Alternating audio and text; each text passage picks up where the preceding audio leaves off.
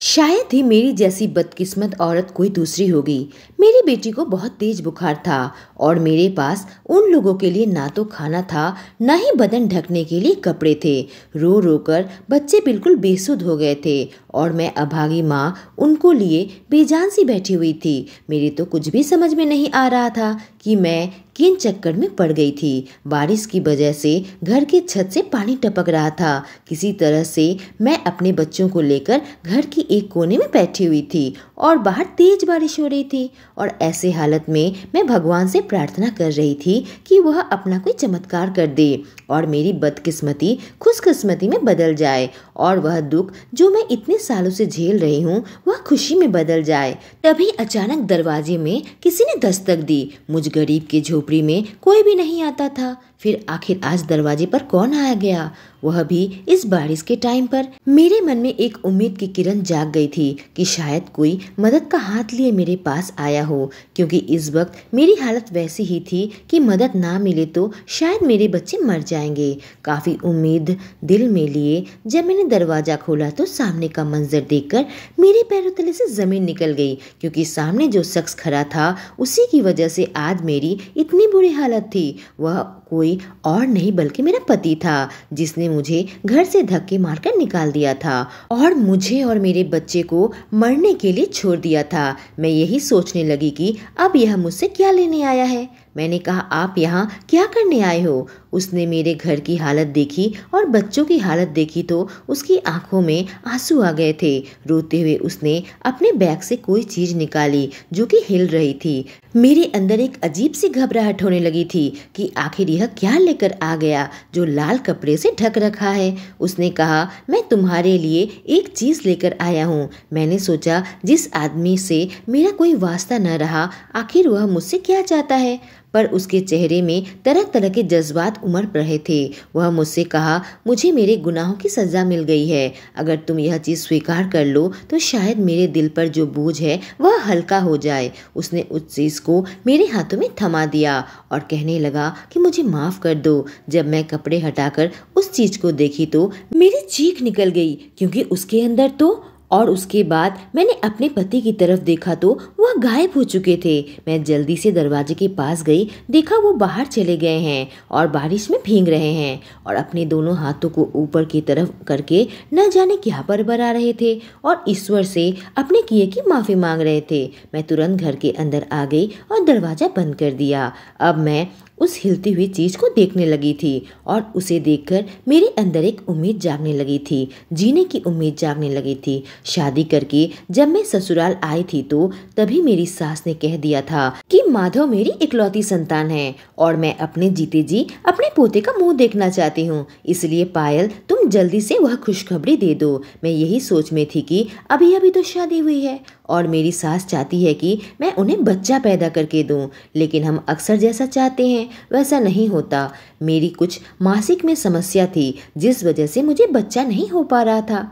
Doctor का कहना था कि मेरी माँ बनने में कोई समस्या नहीं है और मेरी मासिक की समस्या का इलाज भी चल रहा था, पर शादी को 2 साल हो गए और मुझे बच्चा ना हो पाया, जिस बात से अब मेरी सास और मेरे पति परेशान होने लगे थे। पर हालांकि ये कम से कम अपने बेटे की दूसरी शादी करवाने की नहीं सोची, बल्कि मेरी सास तरह तरह के टोटके करने लगी थी। कभी किसी मंदिर में ले जाती तो कभी तांत्रिक बाबा के पास, कभी झाड़ फूक या जादू टोने का सहारा लेती थी। मैं अपना इलाज भी करवा रही थी, पर न जाने क्यों मेरी कोख सूनी की सूनी रह गई। आखिर शादी के 3 साल बाद घर वालों को वह खुशखबरी मिल गई थी जिसका उन्हें इंतजार था। मेरे पति और मेरी सास मेरा ध्यान रखने लगे थे, पर हर वक्त यही कहते थे कि लड़का होना चाहिए। मेरी सास ने कहा, बहु फिक्र मत कर, जो टोटके लगाई हूँ तुझे बेटा ही होगा। सास की बातों से मुझे एक उम्मीद बन गई थी कि मुझे बेटा होगा। देखते देखते महीना बीत गया और डिलीवरी का टाइम आ गया। मेरे पति और सास बहुत खुश थे। बच्चे के जन्म के बाद जब नर्स ने बताया कि मुझे बेटी हुई है तो इस बात पर मेरी सास ने सिर पकड़ लिया था। मेरे पति ने तो बच्ची को गोद में उठाया था, लेकिन फिर गुस्से से उसे मेरे पास छोड़कर चले गए थे। जब मैं अपने बच्ची को लेकर घर आई तो मेरे घर पर तो मानो मातम का माहौल था। मैंने कहा, बच्चे के लिए कुछ कपड़े और चादर वगैरह ले आए, पर उसने कहा, बेटी हुई है ना तो यह सब खर्च करने की ज़रूरत नहीं है, जो भी पुराने कपड़े हैं उससे काम चला लो। इस बात से मेरी आंखों में आंसू आ गए थे। मैंने अपनी पुरानी साड़ी से ही बच्ची के लिए कुछ कपड़े बना लिए थे। मेरा पति मेरा और मेरी बच्ची का बिल्कुल भी ध्यान नहीं रखता था, पर हमेशा इस बात के लिए मुझे ताने मारता रहता था कि मैंने बेटी पैदा की है। मैंने उसे बहुत समझाया था कि हमारी बेटी 3 साल बाद पैदा हुई है। यह भगवान का आशीर्वाद है कि हमारे घर पर लक्ष्मी आई है। देखना, हमारा घर अन्न धन से भर जाएगा। इस पर वह कहता, बेटी तो पराया धन होती है, बिना दहेज की शादी तक नहीं होगी। अगर तू बेटा पैदा करती तो शादी के दहेज भी मिलता और ऊपर से कमा कर भी लाता। मैंने कहा, देखो, मैं भी तो किसी के घर की बेटी हूँ और शादी करके तुम्हारा घर, तुम्हारी माँ को संभाला है, तुम्हारी बच्ची को पाल रही हूँ। पर मेरा पति था कि समझने को तैयार ही नहीं था। उधर मेरी सास को यह समझ नहीं आ रहा था कि उनका जादू टोना कैसे फेल हो गया, क्योंकि उन्हें तो पूरी उम्मीद थी कि घर पर बेटा ही होगा। अभी मेरी बेटी को साल भर हुए थे कि मेरी सास ने फिर से कह दिया, दोबारा कोशिश करो और इस बार बेटा ही होना चाहिए। अगर इस बार लड़की हुई तो तुझे घर से धक्के मारकर निकाल दूंगी और माधव की दूसरी शादी करवा दूंगी।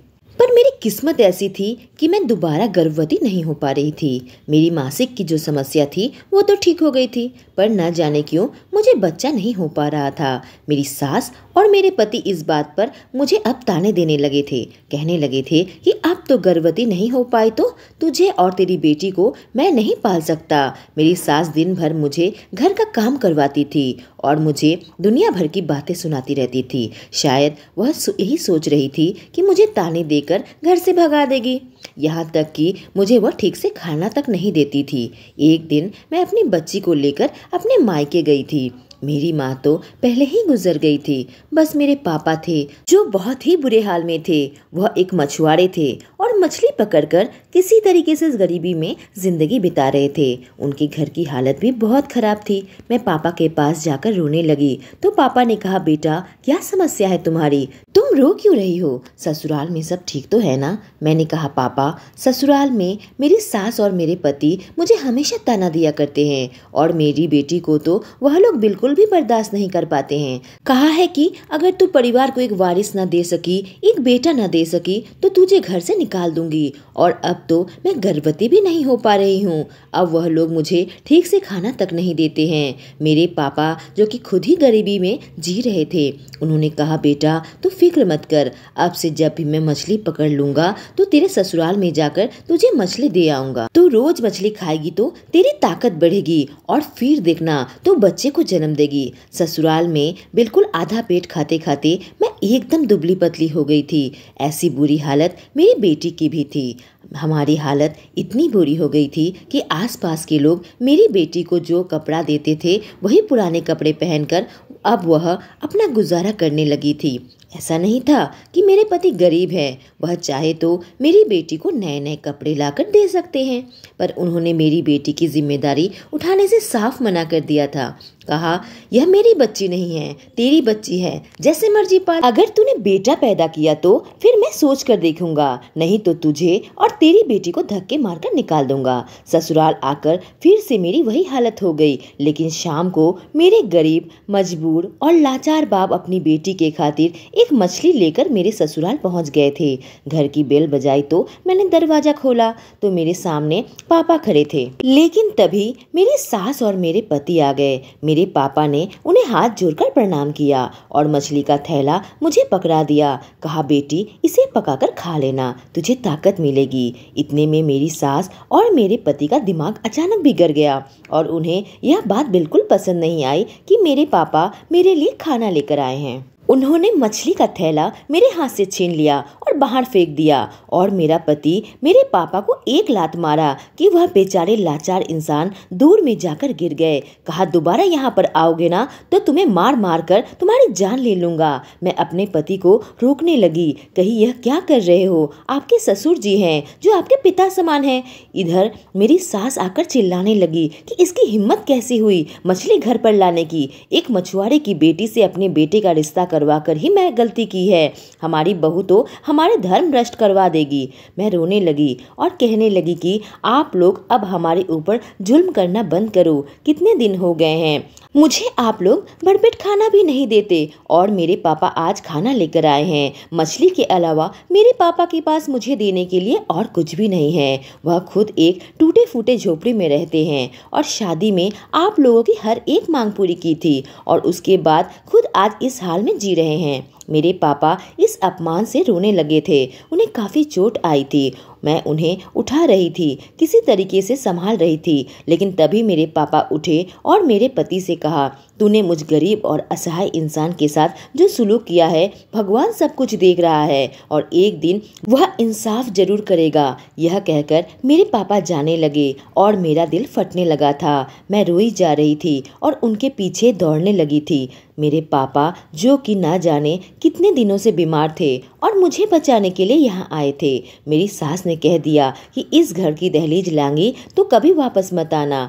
मेरे ससुराल वालों ने मुझसे मेरे पापा को छीन लिया। मेरा एक ही सहारा आज छीन चुका था। मेरे पापा का वह अपमान, वह रोता चेहरा मेरे दिमाग में ऐसा बसा कि मैं बुझी बुझी सी रहने लगी थी। मेरे पास जाने की कोई जगह नहीं थी, इसलिए मैं ससुराल में पड़ी हुई थी कि तभी एक दिन हमारे घर पर एक तांत्रिक आया। मेरी सास ने ही उसे बुलाया था। वह रात भर मेरे ऊपर तंत्र मंत्र करने लगा और उसके बाद मेरी सास के कानों में कुछ ऐसी बात कही थी कि मेरी सास बिल्कुल चौंक उठी थी।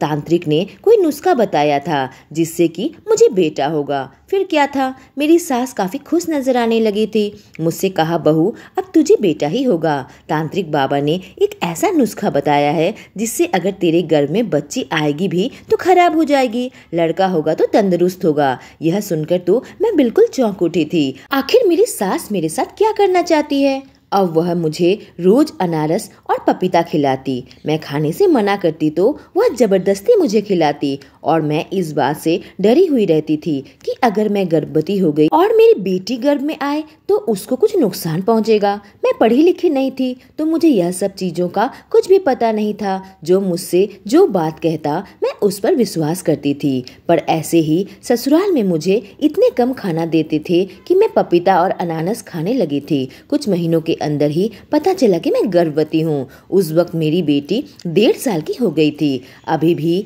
मांगे हुए पुराने कपड़े ही पहनती थी, दूसरों के फेंके हुए जूते ही पहनती थी। मैं जब कभी अपने पति से कहती कि मेरी बेटी के लिए कुछ लेकर आया करो तो वह मुझे बातें सुना दिया करता था। इस बात से वह भी बहुत खुश था कि अब घर पर बेटा आने वाला है। मुझे कहता, तू एक बार लड़का जन्म दे दे, तभी मैं माँ बेटी का ध्यान रखूंगा। मेरे पति ने मेरे पापा का जो अपमान किया था वह मैं भूल नहीं पाई थी, लेकिन मेरे पास जाने के लिए कोई जगह नहीं था, इसलिए उनके पास ही पड़ी हुई थी। और मेरे पापा के मुंह से निकली हुई बद्दुआ के बारे में आज भी सोचती हूँ तो दर्द से मेरा सीना फट जाता है। उनकी बद्दुआ मेरे पति को लग गई तो, और अगर उससे मेरे बच्चों को कोई नुकसान हुआ तो। घर पर अब तक तो सब कुछ ठीक था। मेरे पड़ोस की एक औरत ने कहा, ऐसी हालत में ज्यादा अनानास या कच्चा पपीता नहीं खाना चाहिए, इससे तेरे बच्चे को नुकसान पहुंचेगा। यह बात सुनकर मैं बहुत घबरा गई और अपने पति और सास को हिम्मत करके यह बात बताई तो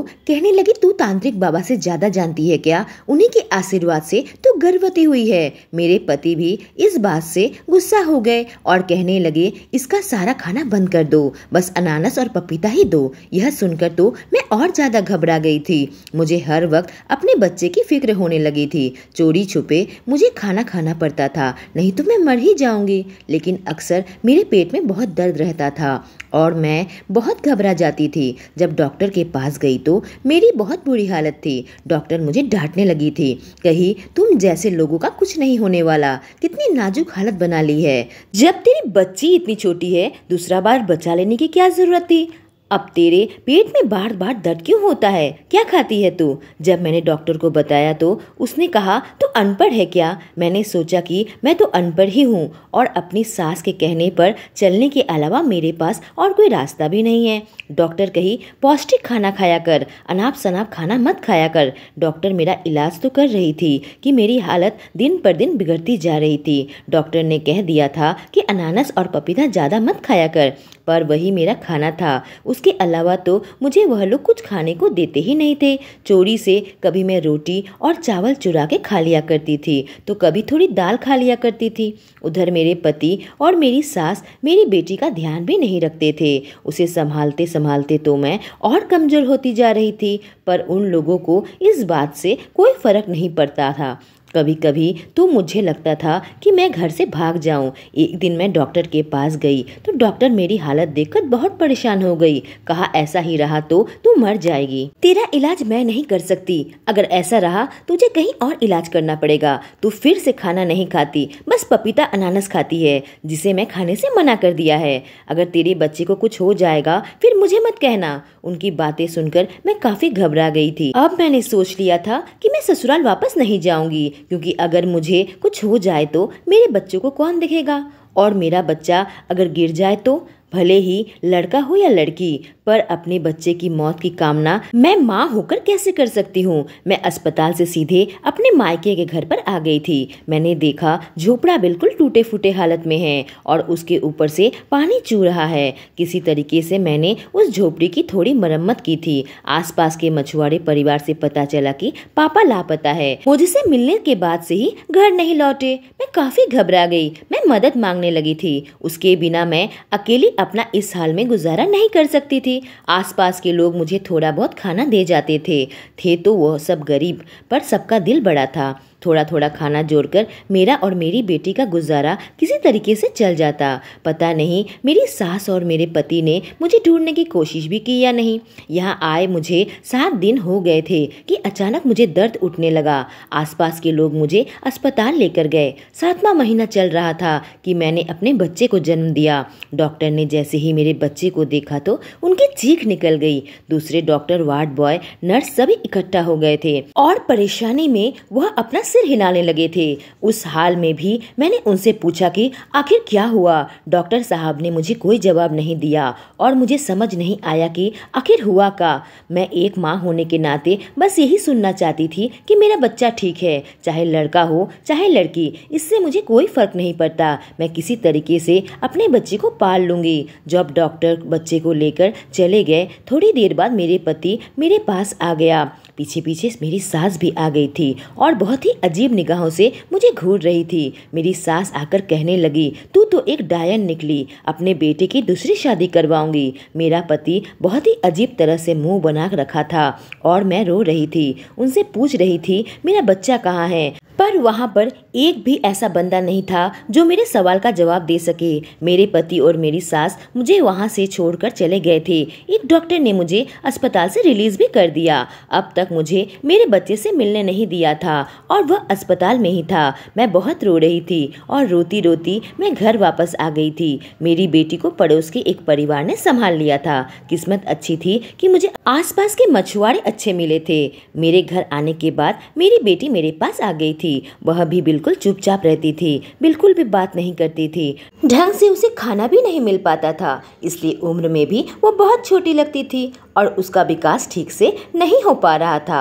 अब मैंने सोच लिया था कि मैं कुछ काम करूंगी और अपने बच्चों को पालूंगी। करीब 1 महीने के बाद मुझे अस्पताल से कॉल आई कि जल्दी से यहाँ तुम आ जाओ। मैं काफी डरी सहमी अस्पताल पहुंची तो डॉक्टर ने कहा कि तुम्हें बेटा पैदा हुआ है। अब जाकर मुझे पता चला कि मुझे बेटा हुआ है, पर लोग इस तरह से क्यों घबरा रहे थे और यह मेरी अब तक समझ में नहीं आई थी। डॉक्टर ने कहा तुम्हारा बेटा एक ऐसे हाल में था कि तुम्हें बता तक नहीं सके। चलो अब तुम खुद ही देख लो। जब उन्होंने उस बच्चे को मेरे हाथ में थमाया तो एक मांस का टुकड़ा लग रहा था। मैंने ऐसा बच्चा अपनी जिंदगी में आज तक नहीं देखा था। अपने बच्चे को देखकर ही मैं डर से कांपने लगी थी। डॉक्टर ने कहा हमसे जितना बन पड़ा है हम कर दिए हैं। 1 महीना तुम्हारे बच्चे को अस्पताल में रखा, अब आगे भगवान की मर्जी है। यह सरकारी अस्पताल है, इससे अधिक हम तुम्हारे बच्चे को नहीं रख सकते, क्योंकि और भी ऐसे 3-4 सीरियस बच्चे आ गए हैं और हमें उनका भी बेड देना पड़ेगा। तुम्हारा बच्चा अब भगवान के भरोसे है। मैं अपने बच्चे को गोद में लिए घर वापस आ गई थी। वह इतना छोटा हुआ था कि डॉक्टर का कहना था कि तुम ठीक से खाना नहीं खाया, पौष्टिक आहार नहीं लिया, दाल मछली मीट मिर्च नहीं खाया, सिर्फ फल खाती रही। इसी वजह से तुम्हारे बच्चे का यह हाल हुआ है। अनानास और पपीता खाकर 7वें महीने में ही डिलीवरी हो गई। इंसान का बच्चा लग ही नहीं रहा था, किसी मुर्गी का बच्चा लग रहा था। डॉक्टर ने जन्म की तस्वीर मुझे दिखाई थी तो मेरे पैरों तले से जमीन निकल गई थी और मुझे वजह मालूम चल गई थी कि डॉक्टर की चीख क्यों निकल गई थी। ऐसा बच्चा देखकर तो कोई भी घबरा जाएगा। बस किस्मत अच्छी थी कि किसी तरीके से मेरा बच्चा जिंदा था। आसपास के लोग मुझे मछली दे जाया करते थे, जिसे खाकर मेरा और मेरी बेटी का गुजारा चल जाता था। मेरी बेटी को किसी तरीके से दूध पिलाती थी। 3 महीने के अंदर मेरा बेटा थोड़ा ठीक हुआ तो बारिश का मौसम आ गया था और नदी में भी बाढ़ आ गई थी। इस वजह से गांव के लोग भी अब भूखे रहने लगे थे। मछुआरे अब नदी में नहीं जा सकते थे और हमारा जो भी बचा घर का खाना था सब खत्म हो चुका था। मैं भूख से कांप रही थी और मेरे दोनों बच्चे मरने की हालत में आ चुके थे। मुझे अपने पापा की बहुत याद आ रही थी और अब लगने लगा था कि पापा की बद्दुआओं का यह असर है। न जाने वह अभी इस दुनिया में है भी या नहीं, क्योंकि आसपास के लोगों का यही मानना था कि वह गुजर चुके हैं। मेरी हालत इतनी खराब थी कि मैं पुलिस में भी कंप्लेंट तक नहीं कर पाई थी। और तभी मेरे पति बारिश में भीगते हुए मेरे घर पर आए थे और उन्होंने एक हिलती हुई चीज मेरे हाथों में थमा दी थी। जब मैं वह लाल कपड़ा हटाया तो उसमें एक बड़ी सी मछली थी जो कि जिंदा थी। उस मछली को देखकर मुझे जीने की नई उम्मीद मिली थी। मैं फौरन उसे पका लिया था और पकाकर मैं और मेरी बेटी खाने लगे थे और अपने बेटे को भी मैं दूध पिलाने लगी थी। फिर हम लोग वहीं पर सो गए। जब मैं सुबह उठकर दरवाजा खोली तो बारिश रुक चुकी थी और धूप निकल आई थी। मैंने देखा सारी रात मेरे पति शायद वहीं पर बैठे हुए थे और शायद सारी रात वो बारिश में भीगे थे, जिस वजह से जब मैं उनके पास गई तो उनकी हालत देखकर मुझे तरस आ गया। उनका शरीर भी बुखार से तपने लगा था और वह मुझे प्रार्थना करने लगे कि तुम हमारे घर पर चलो, मुझे अपने कर्मों की सजा मिल चुकी है। जब तुम्हारे बच्चे को देखकर हम घर आए थे तो अचानक ही मेरी माँ कांपने लगी थी और उनका सारा शरीर नीला पड़ गया था। मैं डॉक्टर के पास लेकर गया था पर उनकी जान न बचा सकी और तड़पते हुए उनकी जान निकल गई थी। और उसके बाद मैं भी बहुत बीमार पड़ गया। जब मैंने डॉक्टर दिखाई तो डॉक्टर ने कहा मुझे टीबी है, पर मैं 3 महीने से इसका इलाज करवा रहा हूँ, लेकिन मेरी सेहत में जरा भी फर्क नहीं आया है। और यह सब तुम्हारे पापा के बद्दुआओं का असर है और तुम्हारी आंखों के आंसू है जिसकी सजा मैं भुगत रहा हूँ। तुम मेरे साथ चलो, मैं तुम्हें और अपने दोनों बच्चों को बहुत अच्छे से ध्यान रखूंगा और वादा करता हूँ कि तुम्हारे पापा को भी ढूंढ निकालूंगा और फिर उनसे माफी मांगूंगा। मैं भी बहुत लाचार और बेसहारा थी, मेरे पास भी और कोई रास्ता न था। कब तक लोगों के दिए हुए खाने पर भरोसा रखूंगी? यहाँ तो लोग खुद ही बेबसी में भूखे बैठे हुए हैं। तो मैं अपने पति के साथ घर जाने का फैसला कर लिया था। भूल इंसान से होती है पर माफ करने के लिए बहुत बड़ा दिल चाहिए। मेरे पति के पास जाने के बाद से ही मेरे और बच्चों के हालत में सुधार आ गई थी। हमें अच्छे से भरपेट खाना मिल जाता था जिससे हम तंदुरुस्त होते जा रहे थे, पर मेरे पति की हालत में बिल्कुल भी सुधार नहीं आया था। करीब 1 महीने के बाद बहुत तलाश करने के बाद मेरे पापा अस्पताल में मिले थे। मेरे पति इज्जत से उन्हें घर लेकर आ गए थे और उन्होंने अपनी गलती की मेरे पापा से माफ़ी मांग ली थी। खुद बीमार होने के बावजूद भी मेरे पापा की सेवा करने लगे थे। उनके इस बदलाव के कारण मेरे पापा ने भी उन्हें माफ़ कर दिया था और धीरे धीरे मेरे पति की तबीयत में भी सुधार आने लगा था। मेरे पति ने मेरे पापा से कह दिया था कि आप हमारे साथ ही रहेंगे, आप बस बच्चों के साथ खेला करो, आपको कोई काम करने की ज़रूरत नहीं है। मेरे पति के इस अच्छे बर्ताव के कारण मेरे दिल में उनके लिए फिर से इज्जत बनने लगी थी। दोस्तों, आपको क्या लगता है, किसी लाचार और गरीब इंसान पर जुल्म करना सही है और बेटे की चाह में बेटियों पर ध्यान न देना क्या सही है? कमेंट में बताएं। Thank you.